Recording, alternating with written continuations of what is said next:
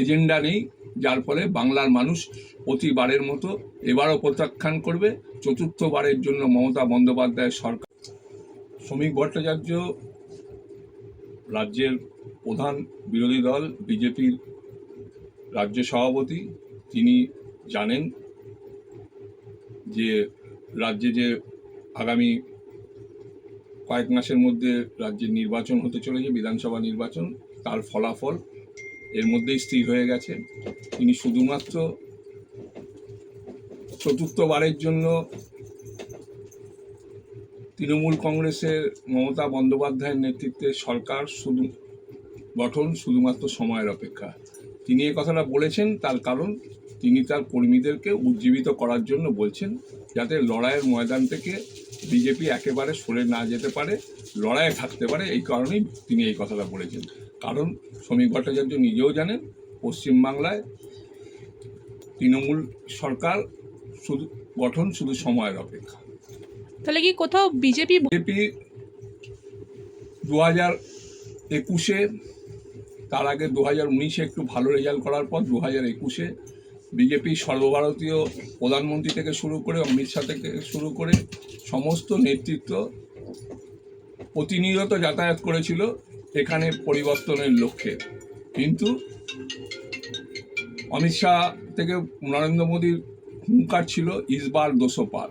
আমরা কি দেখলাম যে 21-এর নির্বাচনের পর তৃণমূল 200 পারটা তৃণমূলই করেছিল, 213টা পেয়েছিল এবং বিজেপি পগার পার হয়ে গেছে। সুতরাং বাংলার মানুষের সাথে, বাংলার মাটির সাথে যাদের কোনো যোগাযোগ নেই, যারা বাংলার সংস্কৃতি, বাংলার ইতিহাস, বাংলার কৃষ্টি, বাংলার পরম্পরা সম্বন্ধে কোনো যাদের ধ্যান ধারণা নেই, শুধুমাত্র একটা বহিরাগত দল যারা সাম্প্রদায়িকতা এবং বিভেদকামী এবং একটা ফ্যাসিস্ট কায়দায় কেন্দ্রে সরকার চালাচ্ছেন, তারা সব রাজ্যে সফল হলেও কখনো ভোট চুরি করে, কখনো অন্য রাজ্যে বিরোধী দলকে দুর্বল ভেবে তারা সরকারে আসছে। কিন্তু পশ্চিমবাংলার মাটি দুর্জয়ের ঘাঁটি, এখানে শেষ কথা মমতা বন্দ্যোপাধ্যায়, অভিষেক বন্দ্যোপাধ্যায় বলে। সুতরাং এই মাটিতে বিজেপির জয় যে স্বপ্ন, সেটা সারা জীবন দিবা স্বপ্ন হয়ে থাকবে। এখানে মমতা বন্দ্যোপাধ্যায় শেষ কথা বলবে, এখানে অভিষেক বন্দ্যোপাধ্যায়, মমতা বন্দ্যোপাধ্যায়, এদের ওপর বাংলার মানুষের সম্পূর্ণ আস্থা আছে। কারণ 100টার উপর যে উন্নয়নমুখী প্রকল্প, যার সকাল থেকে রাত্রি এবং প্রতিটি সপ্তাহ, মাস, বছর মানুষ এর সুফল পাচ্ছে এবং সেই অভিজ্ঞতার ভিত্তিতে মানুষ দুহাত ভরে মমতা বন্দ্যোপাধ্যায় সরকারকে আশীর্বাদ করছে।